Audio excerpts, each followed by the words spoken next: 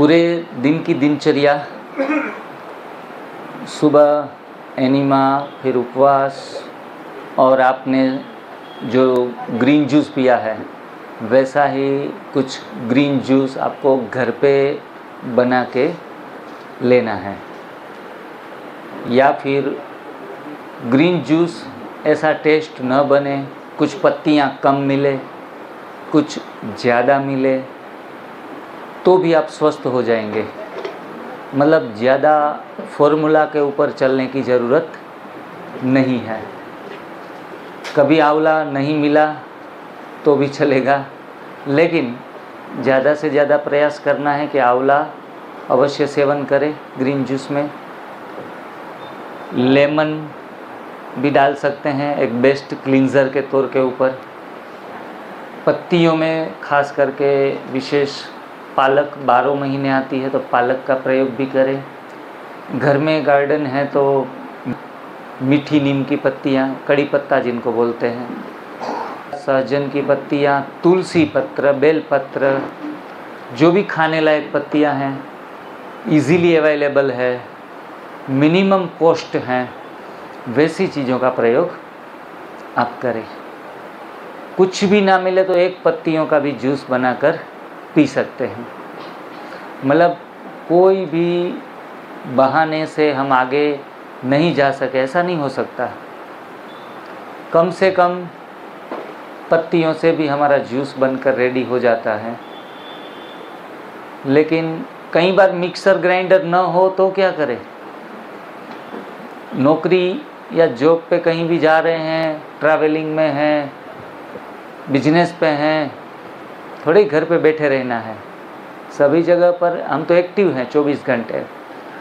तो हमारा मुख भगवान ने दिया है, उनको ही हम ग्राइंडर बना लेंगे, उनको ही हम मिक्सर बना लेंगे, बरोबर।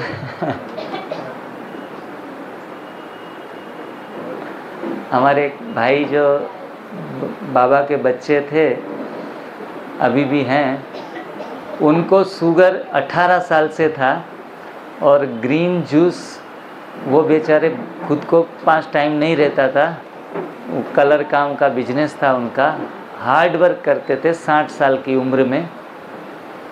और उनकी जो लक्ष्मी थी उनको आर्थराइटिस था, तो मिक्सर पकड़ भी नहीं पाती थी, इतने उनकी उंगलियां स्टिफ थी। मतलब वो अपनी पत्नी से भी कोई सेवाएं नहीं ले पाते थे।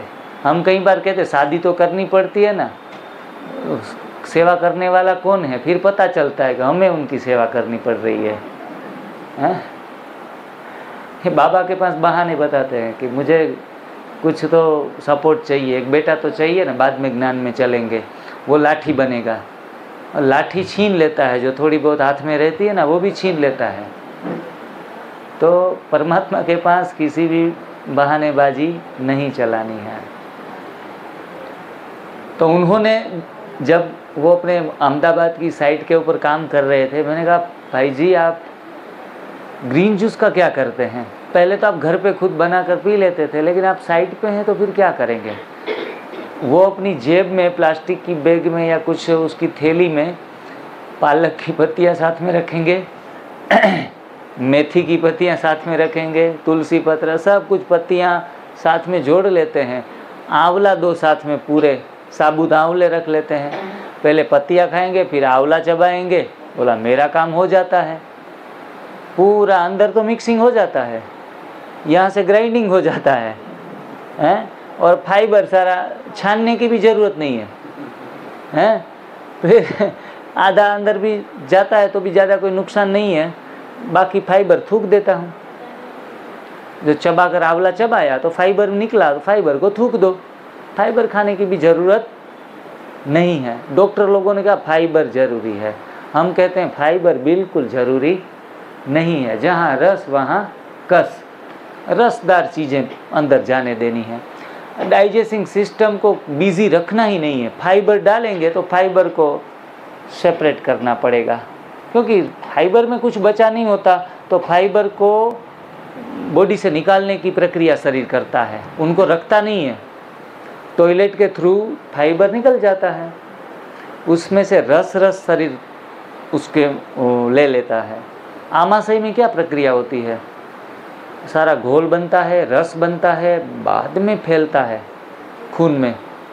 तो शरीर को रस के अलावा किसी भी चीज़ में इंटरेस्ट नहीं है। इसीलिए आपको किसी भी तरह से ग्रीन जूस का भी वैसे प्रयोग हम कर सकते हैं। मैं भी, जब मेरी तो यात्राएं लगी रहती है, तो साथ में पत्तियां, कार में हूँ या प्लेन में हूँ या फिर ट्रेन में हूँ, पत्तियां साथ में रखता हूँ, चबा लेता हूँ। और हाँ, वो आंवला का पाउडर भी रेडीमेड मिलता है, अगर आधा चम्मच पानी के साथ निगल लिया, ये भी होता है। और ठीक होने के बाद ग्रीन जूस कभी मिस हो गया तो नो टेंशन। ठीक होने के बाद कुछ ज़्यादा कॉन्शियस होकर डेली पीना ही पीना है। हम यहाँ आपको हठ योगी बनाने नहीं आए हैं। सुबह 6-8 घंटा करना ही करना है, ग्रीन जूस पीना ही पीना है। जब तक हालत ख़राब है, बीमार हैं, तकलीफ़ में हैं, तब तक फास्टिंग भी करना है, तब तक ग्रीन जूस भी याद करके पी लेना है। नियम हमारे लिए हैं ये सब ठीक होने के लिए, लेकिन ये बात भी याद रखना है कि हम नियम के लिए बंधे नहीं हैं। कितनी सुंदर बात है, देखो दोनों बातें आपको पसंद आएगी। मैं जहाँ भी शिविरों में जाता हूँ ना, ज़्यादातर लोग भारी नहीं होते, क्योंकि बात सीधी दोनों पहलू से बात करता हूँ, किसी को बांधने का प्रयास नहीं करूँगा। ग्रीन जूस भी बाद में वीक में 2 बार भी पी लिया तो भी चलता है। फास्टिंग 8 घंटे के बदले 4 घंटा रख लिया तो भी चलता है, 2 घंटा रख लिया तो भी चलता है। बच्चों को थोड़ी 8-8 घंटे, फिर 3-4 घंटे कर लेंगे, फिर अच्छा सा नेचुरल नाश्ता करेंगे। नेचुरल नाश्ता आप समझ रहे हैं कि जो फल, सलाद, सब्जियां, वो उनकी भेल बना के कुछ भी बच्चों को दे सकते हैं। तो उसी हिसाब से अपने नीति नियम फिर से रीसेट हम कर सकते हैं। और वो गाइडेंस आपको 365 दिन हमारे YouTube चैनल के ऊपर मिलते रहेंगे। कृपया करके जिस चीज़ को करने की ठान ली है, उसके साथ आपको संपर्क बना के रखना पड़ेगा, क्योंकि रास्ते में जब मुसाफिर चलता है मंजिल की ओर, तो काफ़ी बम्प आते हैं। उसमें अगर समाधान मिल जाए तो चलता रहता है, और कंफ्यूज हो जाए तो रिवर्स हो जाता है। 100 में से 50 लोग रिवर्स हो रहे हैं, 50 आगे बढ़ रहे हैं, क्योंकि कनेक्शन, उनका कनेक्टिविटी रखते हैं, तो कोई बाधाएं है ही नहीं। और मानसिक मनोबल वाले व्यक्तियों को तो एक बार समझा दो, बात ख़त्म। उनको फिर दूसरे टीचर की, मार्गदर्शन की कोई भी ज़रूरत नहीं पड़ती। वो अपने आप ही खुद का टीचर, खुद का गुरु खुद बन जाता है और लक्ष्य को साध लेता है। तो अपने अपने ऊपर डिपेंड है। प्रश्न 1000 उठेंगे। दीदी ने अभी हम नीचे बैठे थे तो सवाल किया कि एक भाई ने शुगर की गोलियां बंद कर दी, बीपी की गोलियां बंद कर दी, तो फिर उनको हार्ट अटैक आ गया, ब्रेन अटैक आ गया। तो दवाइयाँ भी छोड़ने में डर लगता है, कहीं ये हादसा हमारे साथ ना हो जाए। इंसुलिन ले रहे हैं, अचानक से जोश में आने की बात नहीं है। मैं आपको होश सिखाता हूँ, जोश नहीं, होश में रहना है। अगर आप एनिमा सुबह कर लेंगे, उपवास रख लेंगे, ग्रीन जूस पी लेंगे, ऐसा 1-2 दिन इसी शेड्यूल में रहेंगे, बाद में आपके आगे के लिए दवाइयों से हटना सेफ है। तब तक नहीं, तब तक अंदर से मेंटली भी फियर रहेगा, वो भी नुकसान करता है। इसीलिए जो भी इंसुलिन के इंजेक्शन ले रहे हैं, दवाइयाँ ले रहे हैं, तो पहले दिन आपने, आधे से ज़्यादा लोगों ने तो एनिमा नहीं किया है आज सुबह। मतलब आज इस प्रथा में आज 100% पैटर्न में आप कोई नहीं है। अभी तो शुरुआत हुई है आपकी आधे अधूरे से। मैं समझता हूँ कल सुबह से आप एकदम ट्रैक में आ जाएंगे। सुबह एनिमा करके सेशन अटेंड करेंगे, और बहुत अच्छे तरीके से। नाम का एनिमा नहीं, कई बार अमृत वेला लोग नाम का करते हैं, अलार्म लगा देते हैं, उठ जाते हैं। मीठा बाबा, प्यारा बाबा, शिव बाबा, गुड मॉर्निंग, और बाद में तुरंत ही कह देते हैं गुड नाइट बाबा। तो ये नाम का हो गया अमृत वेला। हमें एनीमा करना है तो थोड़ा सा पानी आधा लीटर चढ़ा के आ गए, ऐसे नहीं, अच्छे तरीके से करके आओ आप। 10 बार तो कम से कम पेट सफाई अच्छे तरीके से करो। पानी निकले तो भी ठीक, कचरा निकले तो भी ठीक, जो भी कुछ होता है होने दो। अपने परिणाम, अपने रिजल्ट मुताबिक जो भी मिलना चाहिए, ऐसा कुछ दिमाग में धारणाएं मत रखो। ये चीज़ें आपको करके आनी हैं। फिर आप, मैं मानता हूँ उसमें ज़्यादा दवाइयों से बाहर निकलने में ज़्यादा देर नहीं लगेगी। दूसरी बात, मैं आपकी ये भ्रांतियाँ भी निकालने वाला हूँ कि जो दवाइयाँ छोड़ने वाले ब्रेन अटैक में शिकार हो गए, हार्ट अटैक के शिकार हो गए, कोमा में चले गए, ये सारी चीज़ें दवाइयाँ छोड़ने के बाद किसी के साथ ये वारदात हुई। लेकिन ऐसी कई वारदातें, उनसे ज़्यादा 1000 गुना वारदातें ऐसी हुई है जिससे गोलियां खाते खाते ये सब कुछ हुआ है। ये भी फैक्ट है ना, ये भी हम मानेंगे। लेकिन अंदर से नहीं डरे हुए होते हैं, क्योंकि डॉक्टर ने कहा था कि गोलियां तो खानी ही खानी है, और मैंने डॉक्टर साहब का माना। फिर मुझे ये कुछ हुआ तो ड्रामा में कुछ लिखा होगा, और ये हुआ तो चलो झेल लेते हैं, अब यहाँ से कैसे बाहर निकला जाए। तो ऐसे केसेस पर्दे के ऊपर नहीं आते। डॉक्टर लॉबी जो है वो किस चीज़ को आगे प्रमोट करेगी? जिसने नहीं खाया उसको, 99 लोगों को छोड़ देगी जिन्हें खाते खाते ये सब कुछ हुआ है। आपने देखा होगा WHO, वर्ल्ड हेल्थ ऑर्गेनाइजेशन ने आज से काफ़ी साल पहले कहा था कि 250 शुगर हो वही शुगर का पेशेंट है, ये उनके कथन हैं। तो फिर उसने कहा 80 से 120 वाले ही जो है वो नॉर्मल है, बाकी के सब पेशेंट हैं। तो जितना ज़्यादा लोगों को पेशेंट घोषित करेंगे उतना लंबे समय तक लाइफलाइन गोलियां चलती रहेंगी। दवाइयाँ मैंने सुबह सुबह जैसे कहा कि आपको इमरजेंसी में ज़रूरत पड़ी, ले ली, कोई दोष नहीं है उसमें। तकलीफ़ हुई, कुछ दवाइयों का सहारा ले लिया, उसमें होशियारी है। लेकिन आपको जो जीवन भर वो कस्टमर बनना बिल्कुल ही बेवकूफ़ी है। हमें जल्दी से जल्दी अपनी लाइफलाइन को अच्छे तरीके से आगे ले जाने के लिए लाइफस्टाइल को चेंज करना पड़ेगा, और उस लाइफस्टाइल को कहेंगे डिवाइन लाइफस्टाइल, जो हम सिखाते हैं, दैवी जीवन शैली। और हमारा चैरिटेबल ट्रस्ट है, उनका नाम है डिवाइन चैरिटेबल ट्रस्ट। हम दूसरों को दैवी जीवन शैली सिखाते हैं रियल में, कि आप ऐसे ऐसे अपने जीवन को ढालो। उपवास करने से हर बीमारी भागेगी। लंघनम परम औषधम, आयुर्वेद के जो भी हैं जानकार वो जानते हैं कि चरक ऋषि ने चरक संहिता में लिखा है कि लंघनम परम औषधम, उपवास परम औषध है, व्याधि नाशाय लंघनम। ये सारे स्लोगन हमने सुने हैं, लेकिन ये अप्लाई नहीं आज तक किए थे। और दूसरी बात, कोई सिखाने वाला हमें नहीं मिला, और बेवजह ऐसे जैसे आया वैसे लंघन कर लिया, उपवास कर लिया, तो भी बात बनने वाली नहीं है। उपवास का एक तरीका है रखने का, उस विधि से उपवास करेंगे तो बात बनेगी। बहन जी ने, आपने मुझे कहा कि मैंने उपवास किया तो मेरी एसिडिटी और बढ़ गई जो पहले थी, तो फिर ऊपर कुछ नाश्ता किया तो फिर बैठ गई। ये क्यों हुआ हमारे साथ? भूखा रहने से उपवास को औषध बताया गया, उनके बदले वो तो रोगों को ऊपर लेके आ गया और परेशानी में डाल गया। तो बिना सोच समझ के तो हम फिर से बेवकूफ़ बन जाएंगे, पुरानी चाल फिर चलते रहेंगे, क्योंकि पुरानी गंदगी निकालनी पड़ेगी, बाद में उपवास रखना पड़ेगा। वो हमारी ये दवाई का काम करेगा, बेस्ट रेमेडी बनेगा। अपनी दिमाग से, अपनी बुद्धिमत्ता वरिष्ठम बन के करेंगे तो कुछ न कुछ हो जाएगा। इसीलिए पहले पेट को साफ करो, गंद निकालो, फिर आप करो। आप तो कहते थे कुछ खाना नहीं चाहिए, मैंने तो खाना खा लिया, बाद में मेरे को अच्छा फील होने लगा।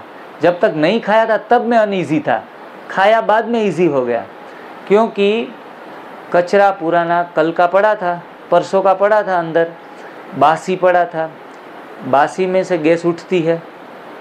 अगर घर वाले भी बासी कचरे के ऊपर ताज़ा कचरा डाल देते हैं तो क्या होता है, नीचे वाला बासी कचरे की गैस ऊपर आने नहीं देते हैं, हम उनको दबा देते हैं। वैसा ही कुछ हर रोज़ हम कर रहे हैं। बासी कचरे सड़न होता है, गैस होती है, एसिडिटी होती है, उनको बार बार सुबह सुबह का ताज़ा नाश्ता दे देते हैं और वो कचरा कल के लिए पुराना हो गया। इसीलिए हमें खाने के बाद अच्छा फील होता है, कंफर्ट जोन में जाते हैं। लेकिन आपने ये नहीं सोचा कि हर रोज़ यही समस्या है, उनका निराकरण क्या करें, रूट कोज को ही डिलीट करें। इसीलिए हमें एनिमा जो सादे पानी का प्रयोग हमें अवश्य करके आना है, विधि से आना है। अगला क्वेश्चन मेरे सामने ये भी आ गया, मुझे लगा मुझे आधा घंटा थोड़ा आराम मिलेगा, लेकिन आप इतने जिज्ञासु है कि पूरा निचोड़ लेंगे मुझे। आधा घंटा में भी क्वेश्चन आंसरिंग चलता रहा। उसमें बहन ने बताया कि एनिमा की आदत लग जाए तो जीवन भर एनिमा ही लगाते रहना है, नेचुरल कोल आए ही नहीं। हाँ, लेकिन उनका भी मैंने उत्तर दिया। मैं चाहता हूँ कि आप सभी को लाभ हो उसी उत्तर से। जब तक एनिमा ज़रूरत पड़ेगी, कब तक, जब तक हम गलत भोजन खाने का शुरू रखेंगे तब तक आदत बनी रहेगी कि करना पड़ेगा, भर लिया तो निकालना पड़ेगा। जब आप डिज़ाइन फूड में आ जाएंगे, पत्तियाँ, सब्जियाँ, फल, कंदमूल, स्प्राउट्स और पानी, इतने ही स्थूल भोजन में ग्रहण करेंगे, तब आपको एनिमा की अगले दिन से ज़रूरत नहीं पड़ेगी। और पुराना माल निकालने में 2-3 महीना लगेगा आपको। कितना? 2-3 महीना, क्योंकि दूध और दूध से बनी चीज़ें हमने खाई है, अनाज, आटा टन के हिसाब से खाया है। तो सारा 32 फीट आंत है, 7 फीट बड़ी, 25 फीट छोटी। ये लंबी आंतों में दीवारों में प्लास्टरिंग पड़ा है, हमें पता नहीं है।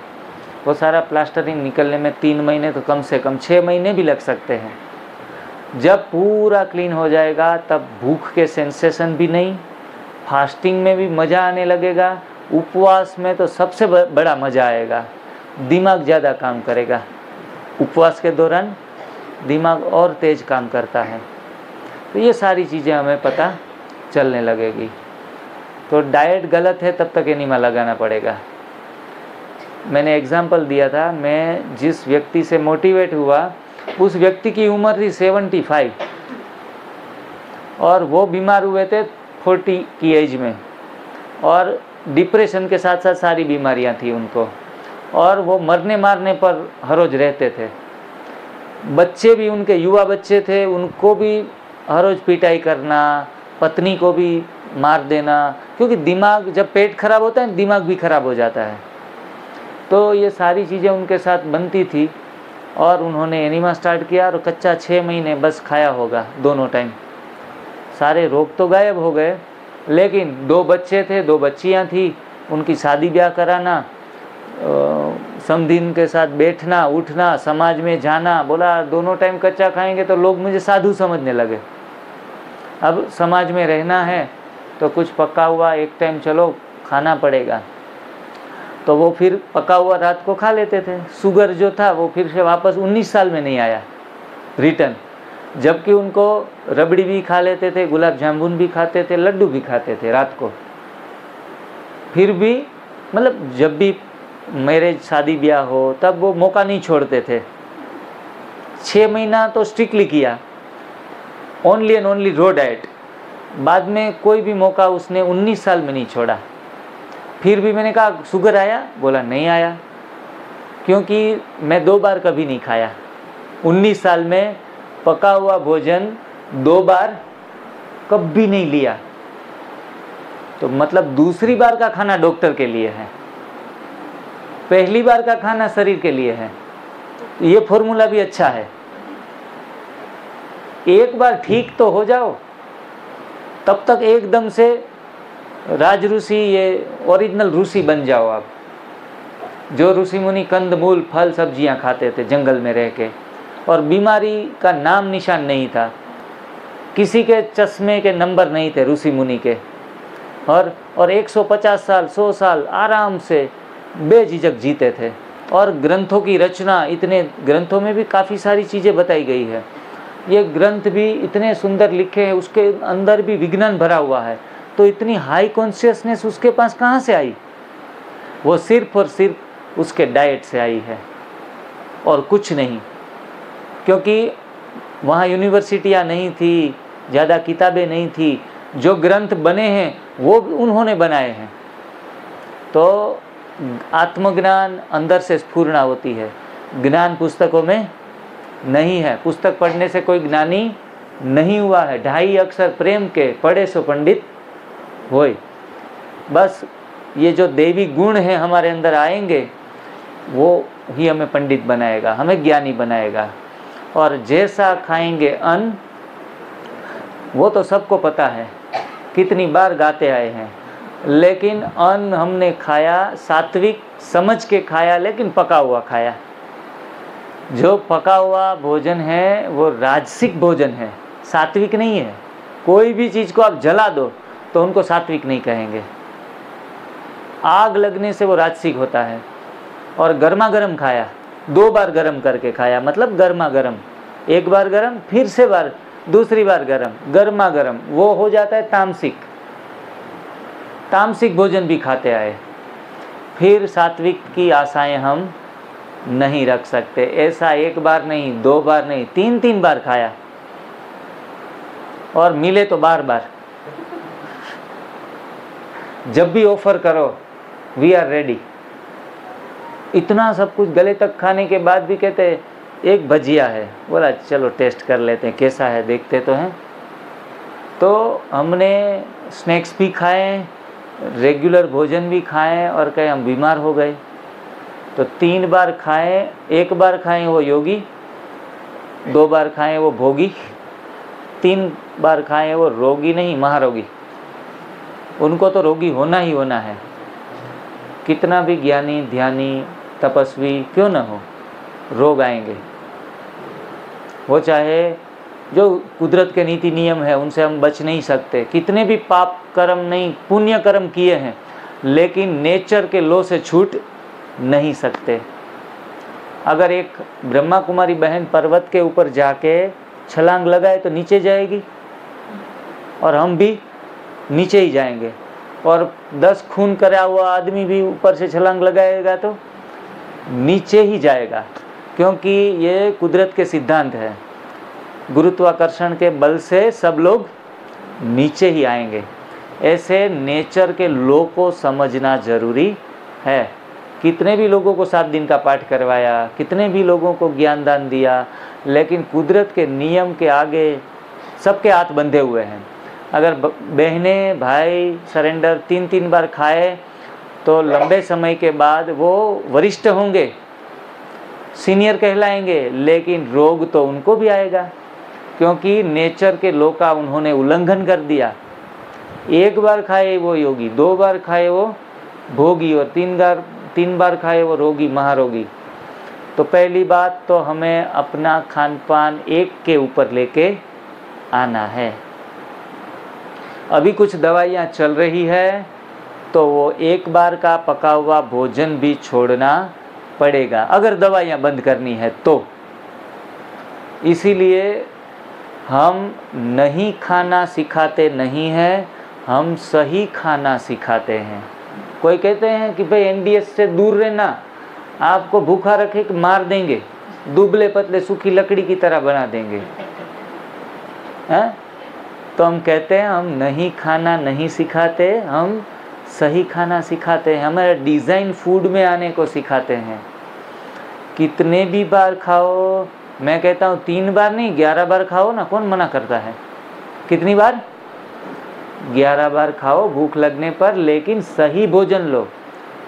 पत्तियाँ, सब्जियाँ, फल और कंदमूल, स्प्राउट्स और पानी, इतना याद रखना है, जो गीता में लिखा गया है, जो रामचरितमानस में लिखा गया है।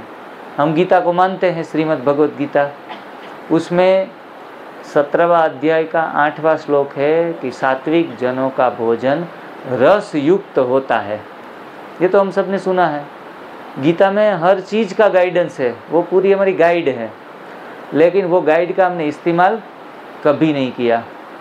लोग कहते हैं टीवी लेने जाते हैं तो टीवी में साथ में गाइड आती है, वॉशिंग मशीन लेने जाते हैं तो उनकी गाइड, कार लेने जाते हैं तो उसकी एक बुक्स हमें देते हैं कि how to use, how to manage. जब हम पैदा हुए तो लगा कि भगवान गाइड देना भूल गया। अगर अपने माँ बाप को गाइड दे देता कि इसको कैसे मशीन को चलाना है तो आज हम बीमार नहीं होते। वो स्थूल गाइड, वो पत्ते एक कार्ड के रूप में भी नहीं दिया, लेकिन वो गाइड बुक श्रीमद् भगवत गीता के तौर के ऊपर हमारे सब पुराने ऋषि मुनियों ने हमने दी है। सब पढ़ो। श्री रामचरितमानस एक स्टोरी के रूप में है, चलो भक्ति मार्ग का है ये शास्त्र, लेकिन वो स्टोरी के माध्यम से, कथा के माध्यम से भी हमें कुछ बेहतर मैसेज देने जा रहा है कि श्री राम अगर 14 साल वनवास कर सकते हैं, फल फूल सब्जियां खा सकते हैं, तो भला आप 4 महीने क्यों नहीं खा सकते? अगर राम कभी बीमार हुए, बीपी शुगर और वैद्य को बताने गए 14 साल में, उल्टा ये कच्चा खा के रावण को कत्ल करके आ गए। कोई कहे भैया कच्चा खाएंगे तो कमज़ोर हो जाएंगे, ये सब बेतुकी बातें हैं, क्योंकि हमें कच्चा खाने के लिए हम तैयार नहीं हो पा रहे हैं। घोड़ा घास खा के भी तगड़ा है और हॉर्स पावर उनके नाम से जाना जाता है और हम उनका यूज़ करते हैं। उनको तो काजू बादाम भी नहीं मिलते। घोड़े को, बैल को कौन से किसान ने काजू बादाम खिला दिए? सिर्फ और सिर्फ अल्फा वो खाता है, रजका खाता है, जिनको हम हमारे यहाँ गदब बोलते हैं।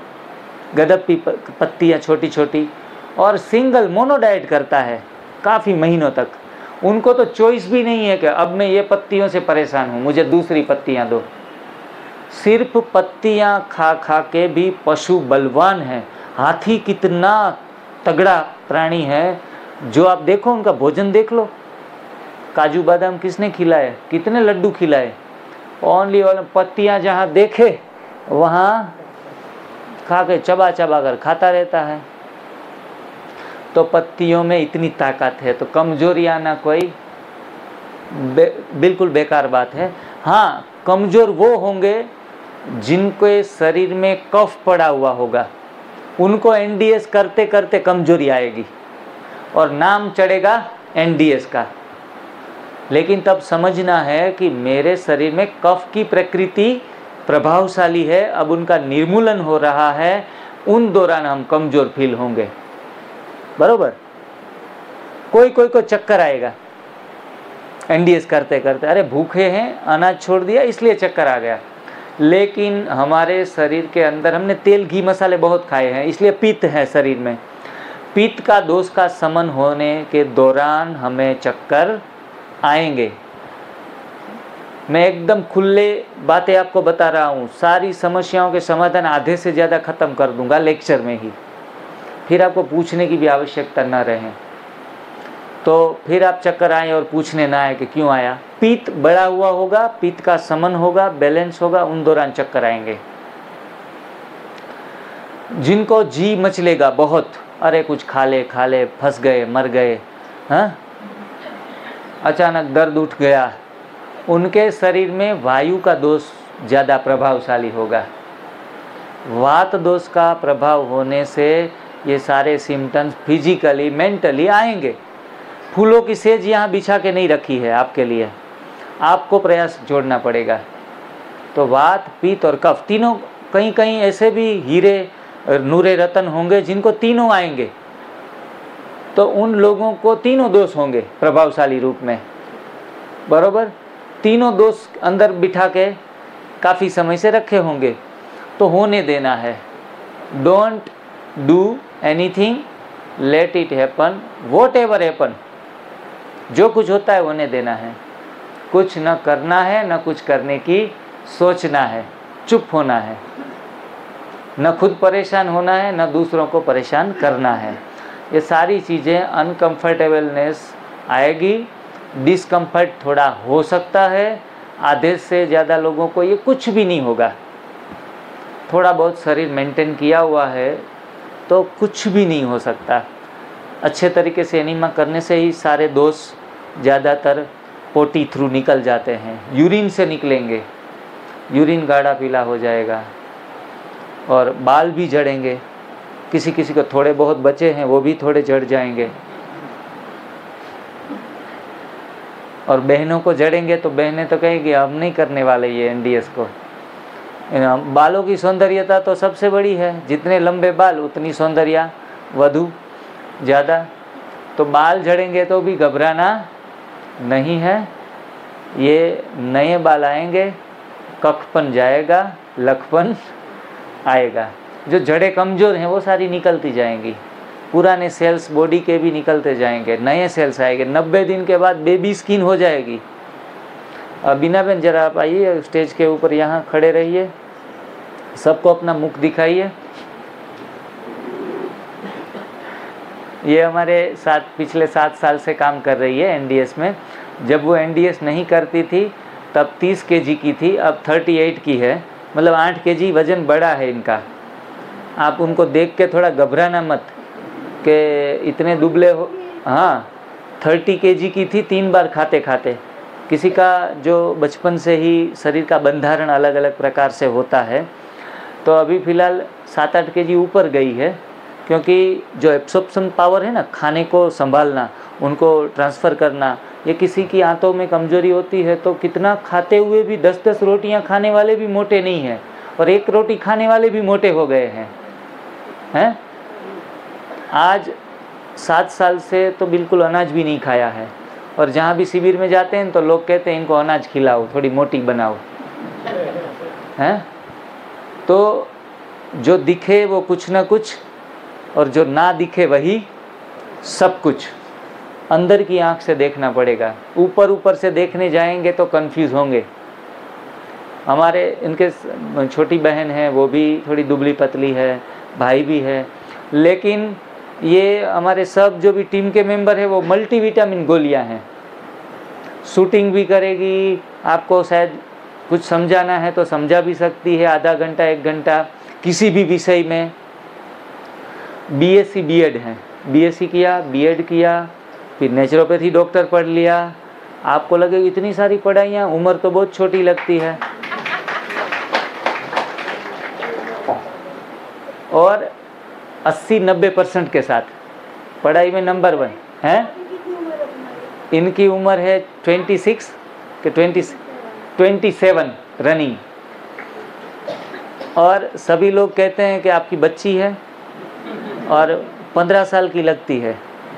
तो मैंने तो कभी उनसे साथ हंसी मजाक करता हूँ कि तू इतना एनडीएस अब बस कर, अब ज़्यादा नहीं करना है।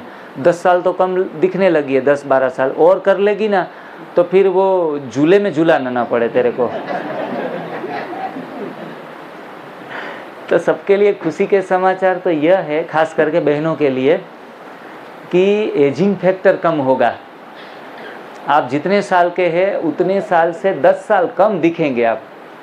और इनसे बड़ा तो क्या, कोई गुरु दक्षिणा भी आपको कुछ देनी पड़ेगी बहनों को। ये ऐसा एनडीएस ब्यूटी पार्लर है। NDS is a beauty parlour. कहीं कहीं 40 साल के लोगों को जो 60 साल के दिखने लगते हैं, ऐसे ऐसे लोग जब युवा दिखते हैं ना 25 साल के, तो ऐसे काफ़ी सारे व्यापारी, उनके जो कस्टमर हैं वो आते हैं और बोलते हैं कौन से ब्यूटी पार्लर में जा रहा है तुम। ये है गॉडमेड ब्यूटी पार्लर एनडीएस, जिनसे आपके एक एक सेल्स चेंज हो जाएंगे, हर एक अपनी सांस भी रिदम में आ जाएगी। मैं पहले अनुलोम विलोम करता था, हैं, राइट नोज बंद करके लेफ़्ट से खींचना, फिर यहाँ से बंद करके राइट से निकालना। ये अनुलोम विलोम से मन शांत होता है, ये सारी बातें हमने सीखी। तो अनुलोम विलोम करता था, और तेल पड़ा था, घी पड़ा था इसोफेगस में, अन्नड़ी में, सारी चीज़ों में माल पूरा भरा पड़ा था। तो खींचना पड़ता था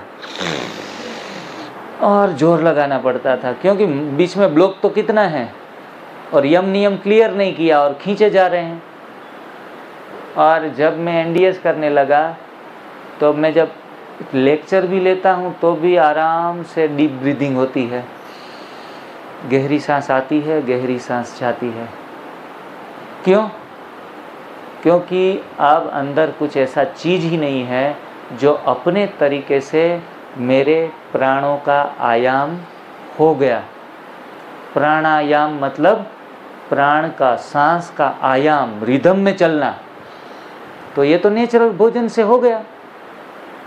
तो जो व्यक्ति यम नियम को साध लेता है, फिर से अलग से प्राणायाम करने की आवश्यकता नहीं बनती है, नेचुरल हो जाता है। जो घटे ना उनको घटने देना है, घटाना नहीं है। और खुशी से प्राणायाम में निष्णांत है और आगे बढ़ना चाहते हैं तो खुशी से कर सकते हैं, उसमें कोई मनाही नहीं है। लेकिन विदाउट प्राणायाम, विदाउट आसन, without walking, without any exercise आप संपूर्ण स्वस्थ हो सकते हैं। कुछ न करने को बोल रहा हूँ, और राजी खुशी से सब कुछ कर सकते हैं। कोई आपको मना भी नहीं करता हूँ, आप करो, मज़ा आ रहा है, प्रकृति में चलो टहलने 2 घंटे 1 घंटे निकल जाओ, तो उनसे भी हमारा प्रकृति के साथ अच्छा कनेक्शन होगा। और हम तो कहते हैं connect to the nature, nature के साथ कनेक्ट हो जाओ। मैं तो कहता हूँ चप्पल पहन के भी न जाओ, नंगे पैर आप चलो। लेकिन आज हमने हालत ही ऐसी ख़राब कर ली हमारी कि नंगे पैर घर में भी कई लोग नहीं चलते हैं, और अगर चलने का प्रयास करें तो चुभेंगे कांटे।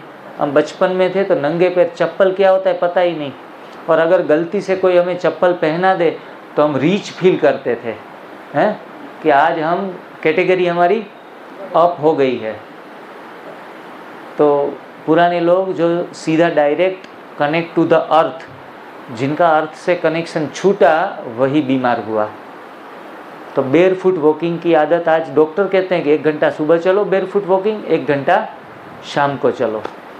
तो ये प्रकृति के नियम को हमें पालन करना पड़ेगा। लेकिन जूता पहनते पहनते भी सिर्फ भोजन को परिवर्तन कर लिया ना, तो ऑटोमेटिकली वो स्वतः अपने आप होता रहेगा। मुझे शुगर की प्रॉब्लम थी तो मैं नंगे पैर चलने जाऊँ ना तो भी 10 कदम 20 कदम चल पाता था। इतनी चुभन और इतनी पीड़ा होती थी कि जल्दी से चप्पल पहन लें। तो ये सारी अनगिनत समस्याएं समाप्त हो गई है। मेरी तो हुई है, लेकिन लाखों लोगों की हो गई। उनको थोड़ा समझाया, थोड़ी बातें बताई। मैं कोई मेडिकल साइंस में के बारे में कुछ ज़्यादा जानता भी नहीं हूँ, ज़्यादा उनके वर्ड्स भी मेरे को पता नहीं है। लेकिन हाँ, अनुभव इतना स्वास्थ्य के विषय में आ गया, हर चीज़ में आ गया कि लोग ठीक हो रहे हैं, और वात पित्त कफ तीनों दोष निर्मूलन हो रहा है। और त्रिदोष नाशक हमारा आंवला, जो आप ग्रीन जूस में आपने पिया है, वो आंवला हर रोज नित्य सेवन जब तक ठीक ना हो, त्रिदोष समन ना हो, तब आंवला या आंवला का पाउडर ग्रीन जूस में डालते रहना है। और बाद में ग्रीन जूस पीने के बाद तुरंत ही कुछ भी खाना है खा सकते हैं। अगर 1 घंटा फास्टिंग रख ले और फिर से 1-1.5 घंटा 2 घंटा तो और सोने पे सुहागा, इंटरमीडिएट फास्टिंग जिनको बोलते हैं, तो रहा जाए तो फिर एक बार जो ग्रीन जूस आपने 1 गिलास 2 गिलास जो भी पिया है, मतलब आपका कंफर्ट जोन में आ गए। सुबह से नहीं खाया था तो थोड़ा पेट भरा भरा है, क्योंकि हेवी न्यूट्रिशंस लिक्विड है ये सारे, calcium, vitamins, minerals, zinc, potassium, magnesium सब कुछ है हरी पत्तियों में। इसलिए तो घोड़ा तगड़ा है, हाथी तगड़ा है, सभी पशु प्राणियाँ तगड़े हैं। तो कोई भी प्रोटीन अलग से लेने की ज़रूरत नहीं पड़ेगी, बस पत्तियों का सेवन करो। कोई को तो इतना पीता है डॉक्टर को समझाने के लिए, अच्छा ये टेस्ट अच्छा नहीं लगता। अगर चाय बोलो ना तो बड़े मज़े से चुस्की लेते लेते पीते हैं, और दूसरी बार भी 1 घंटे के बाद मिल जाए तो भी लाओ थोड़ा चख लेते हैं, चलो बाबा का प्रसाद है ना, ऐसे करके। तो ग्रीन जूस रुचिकर बनाना है। ऐसे वैसे कड़वे पत्ते ज्यों त्यों मिला लिए, 1-2 दिन अच्छा लगेगा, फिर ऐसा लगेगा टेस्ट नहीं आ रहा है, मज़ा नहीं आ रहा है, तो थोड़ा रुचिकर बना के पियो। पालक, पुदीना, धनिया सब कुछ अच्छा मिलेगा तो रुचिकर बनेगा। उसमें अदरक, लेमन डाल दिए और भी बढ़िया। शुरुआत में अच्छा नहीं लग रहा तो थोड़ा सेंधा नमक और गुड़ डाल दिया तो भी चलेगा। और या फिर उनमें ऑरेंज का एक पीस डाल दिया तो फ्रूट फ्लेवर बन जाएगा। हाँ, ग्रेप्स 8-10 दाने डाल दो, आपके लिए 2 ग्लास बना रहे हैं तो 5-7 ग्रेप्स के दाने डाल दो। ग्रेप्स थोड़ा मीठापन खट्टापन और बेहतरीन तरीके से आ जाएगा। मतलब जो रुचे वह पचे, रुचिकर बना के आप पी लो। तो हर रोज़ बच्चे भी मांगेंगे कि पापा आप पी रहे हैं ना, मुझे भी दे दो 1 गिलास, क्योंकि जितना टेस्टी जितना बढ़िया बनाएंगे उतना हर लोग डिमांड करेंगे। और ग्रीन जूस इस पृथ्वी का अमृत है। हमने पत्तियों से नाता तोड़ा और स्वास्थ्य से नाता तोड़ लिया, तो ये चीज़ आपको अवश्य जोड़नी पड़ेगी। हमने अमृतस्य पुत्रा, हम अमृत पीने वाले हैं, पुत्र हैं, और अमृतपान कहा जाता है। ये शब्द आपने सुना होगा, हैं? अमृतपान किसको बोलते हैं? हमारे यहाँ गुजरात में तो जो मैं पहले स्वाध्याय परिवार से भी जुड़ा हुआ था बचपन से, तो वहाँ शिविरें लगती थी ना, तो सुबह 10 बजते तो सबको बोलते थे चलो सब लोग अमृतपान करेंगे। मुझे पहली बार गया तो मुझे पता नहीं चला, तो वहाँ चाय बांट रहे थे। क्योंकि चलो गलत पी रहे हैं लेकिन भावना तो सही रखो, हैं? गलत पी रहे हैं तो इतना असर थोड़ा कम होगा। जैसे मीराबाई ने जहर पी लिया, लेकिन भगवान कृष्ण उनके आराध्य थे तो उनको मानकर पी लिया, तो जहर भी अमृत बन गया। लेकिन वो मीराबाई का बना था, हमारा बनने वाला नहीं है, वो जहर ही रहेगा। हैं? उनको तो पिलाया गया था, हैं? और हम तो पी रहे हैं। तो ऐसी एक्सट्रीम कंडीशन के ऊपर लाचारी में भगवान आकर उनका अमृत बना देते हैं। लेकिन शौक से पिएंगे ना तो बिल्कुल बिल्कुल ही जहर ही बनेगा। शुगर के जो पेशेंट हैं वो बोलेंगे हम तो फल खाएंगे तो मर जाएंगे। मीठे फल खाना तो सालों हो गए जब डॉक्टर ने ही मना कर दिया मीठे फल खाना। हम तो हमारे कैंप्स में डिटॉक्स सेंटर के ऊपर भी आप देखेंगे मीठे फल खिलाकर डायबिटीज़ 10 दिन में ठीक करते हैं, क्योंकि शुगर उसमें भी है, लेकिन वो मीठापन नेचुरली है जो आपके पेनक्रियाज को कोई डैमेज नहीं करता, आपको ब्रेन अटैक या हार्ट अटैक नहीं आने देता। हाँ, अगर आप मीठे फल खाकर अपना शुगर नापेंगे ना तुरंत ही, तो शुगर बढ़ा हुआ आएगा। जो देखो मैं हर एक चीज़ क्लियर करता जा रहा हूँ जिससे आप कंफ्यूज ना हो कि सर ने तो मीठा फल खाने को बोल दिया और मैंने खा लिया, और देखो ये 300 सुबह सुबह आ रहा था 350 आ गया। लेकिन ये नेचुरल शुगर है। Natural sugar is not harmful for your health. Numbering बढ़ाएगा, शुगर नहीं बढ़ाएगा। आधे घंटे के बाद माप लो, फिर से रीसेट हो जाएगा। उनको शुगर नहीं, सुक्रोज कहा जाता है, फ्रुक्टोज कहा जाता है, जो आपको नुकसान नहीं करेगा। तो ऐसा भी नंबर बढ़ने के बाद डर लगने वाला है तो मीठे फल खाना शुरुआत में ज़रूरी नहीं है, क्योंकि साइकोलॉजिकली भी हमारे ऊपर इफ़ेक्ट आ रही है। तो बेहतर ये है कि मीठे फल शुरुआत के दिनों में बंद रखो। आप citric fruit, pineapple, orange, lemon juice ऐसे खाओ पियो, मस्त रहो। हम तो गन्ने का जूस भी पिला के लोगों को ठीक कर देते हैं। 10-10 साल से गन्ने का जूस नहीं पिया, वो बड़े मज़े से पीते हैं गन्ने का जूस। लेकिन तब तक आप न पियो जब तक आप अंदर से थोड़े बहुत डरे हुए हो, तो आप उनको एवॉइड करें, क्योंकि साइकोलॉजिकली हीलिंग नहीं मिलेगी आपको। तो इनके बेहतर है कि सब्जियों का सलाद खा लो, कोई कड़वी नीम और करेला और टमाटर तीनों मिला के उनका जूस बना के जब तक शुगर न जाए तब तक पीना है।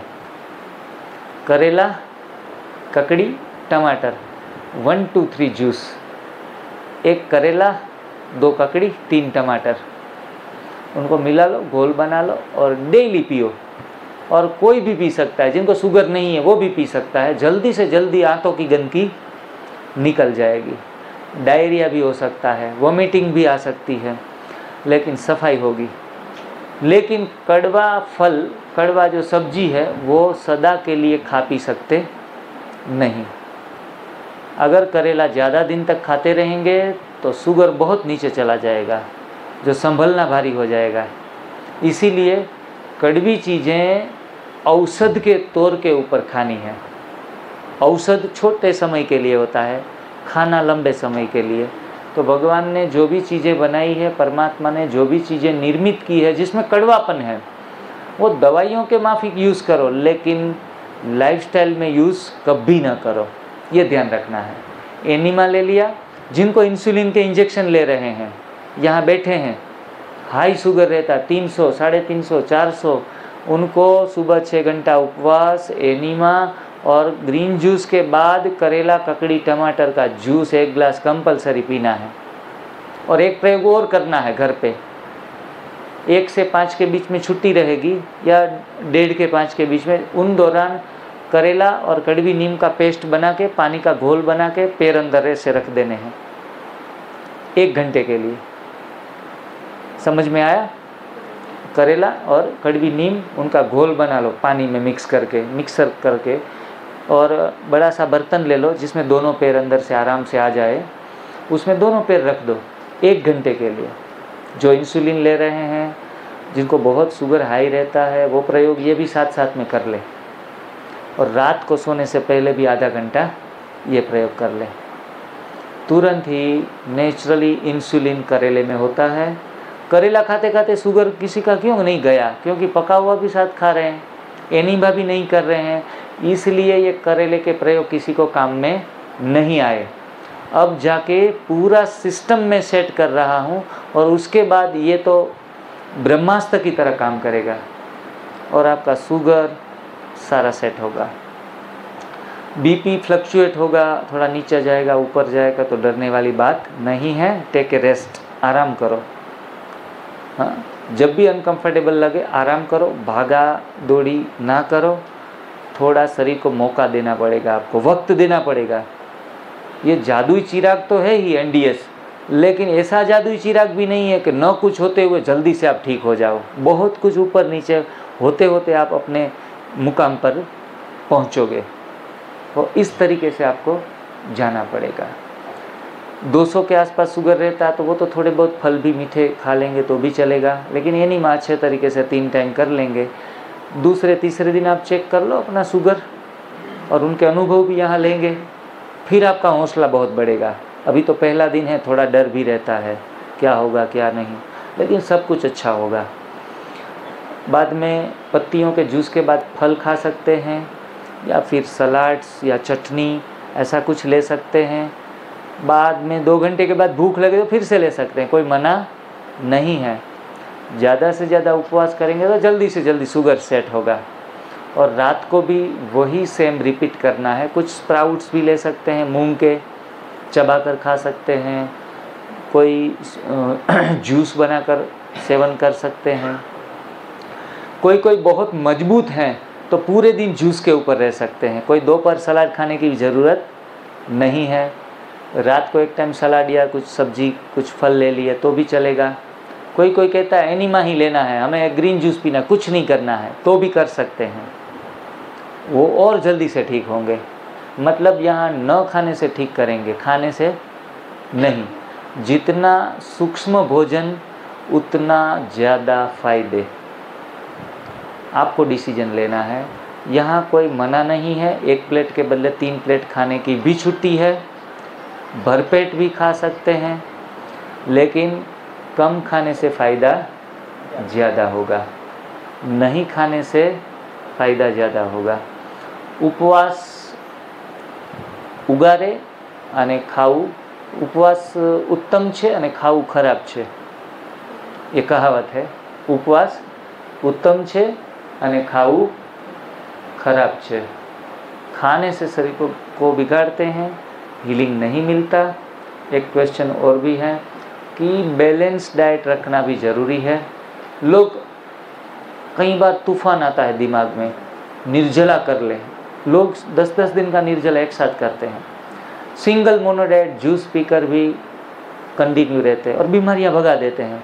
फिर उनको लगता है हाँ कम खाने से और बहुत जूस पीने से ही ठीक हुए, तो जीवन भर यही करते रहते हैं, फिर ऐसे ऐसे हो जाते हैं। तो बाद में सदा के लिए ऐसा करना कंपलसरी नहीं है। ये तो आप थेरापी यूज़ कर रहे थे, लाइफस्टाइल नहीं। हाँ, ठीक ठाक वजन है और जूस पीते पीते भी आप अच्छे भले दिख रहे हैं, खा पी रहे हैं, तो ये सबसे बढ़िया है। लेकिन आप एक्स्ट्रा दुबलेपन के तरफ जा रहे हैं तो आप बैलेंस डाइट करो, पत्तियाँ, सब्जियाँ, फल, जब मन करे, भूख लगे खाते पीते रहो, एकदम मस्त हो जाएंगे। मेरा वजन आज 67 है। अनाज नहीं जा रहा, दूध सी बनी चीज़ें नहीं खा रही है, मेवे मिष्टान टोलियाँ पेट में नहीं जा रही है। जब भी सेंटर पे जाते हैं तो बहनें टोली के स्वरूप में केला, अमरूद, मैंगोस सब कुछ खिलाते हैं, वो मैं खाता हूँ। लेकिन जिसमें शुगर हो, जिसमें अनाज हो, वो मैं टोली आज के दिन में नहीं लेता हूँ 7 साल से। तो वो अपनी चॉइस है। बहनें तो, मैं सिरसा गया था तो बिंदु दीदी वहाँ थी, तो उसने एक तरफ ये भी टोली रखी, एक तरफ ये भी रखी कि भाई जी आपको जो खाना है वो खा लो। तो वो अपनी चॉइस है, चुनाव अपना है। हो सकता है यहाँ के सेंटर के ऊपर भी 2 टोलियाँ हम रख सकते हैं, जिनको गुरुवार के दिन भोग में केला खाना है तो केला खा लो, या फिर आम खा लो, या ऐसी कोई भी स्प्राउट, मूंग ले लो, और साथ में थोड़ा बहुत ये जो भी पूरी और गांठिया, कुछ अच्छे जलेबियाँ, सभी चीज़ें बनती हैं, तो वो भी खाना है तो वो भी ले सकते हैं। तो आप चुनाव कर सकते हैं। ऐसा भी नहीं कि संपूर्ण रीति से बंद करना कई बार पॉसिबल नहीं होता है। तो ब्रह्मा भोजन में भी इस तरीके से देखो, एकदम फिट होने के बाद एक बार ब्रह्मा भोजन भी करवा सकते हैं, बहुत मेवे मिष्टान भी खिला सकते हैं स्टूडेंट को, कोई मना नहीं है। लेकिन एक बार स्टूडेंटों की सेहत अच्छी हो जाए, एकदम फिट हो जाए, दौड़ना हो तो दौड़ सके 60 साल की उम्र में, फटाफट से सीढ़ियाँ चढ़ के आए, लिफ्ट तो का पावर ही नहीं बिगड़े किसी का। हाँ, बिना लिफ्ट के जो भी बड़ी उम्र के हैं वो आराम से चढ़ सके सीढ़ियाँ, तब जाके आप उनको ब्रह्मा भोजन अच्छे तरीके से कराओ। और एक बार खाने से आसमान नहीं गिरेगा। फिर उनका सुबह सफाई कर दो, एनिमा से पेट में सफाई, और उपवास कर दो 12 बजे तक का, तो एक टाइम खाते खाते भी मौज भी करेंगे और रोज़ करेंगे। हाँ, लेकिन 3 महीने 6 महीने आप अपने ऊपर संयम साध लो, अपने ऊपर पूरा संयम साध लो, तो बाद में त्याग में ही परम भोग है, त्याग में ही परम भोग है। उस स्लोगन से हम अपनी जीवन जिएंगे। समय हो गया भोजन का, कोई मांग ही नहीं रहा है भोजन। हाँ जी, चलो, तो आज का भोजन रियल में अमृत भोजन, रियल में ब्रह्मा भोजन हम करेंगे, और घर पे जाके सभी एनिमा का प्रयोग करके आए। ओम शांति। Thank you very much.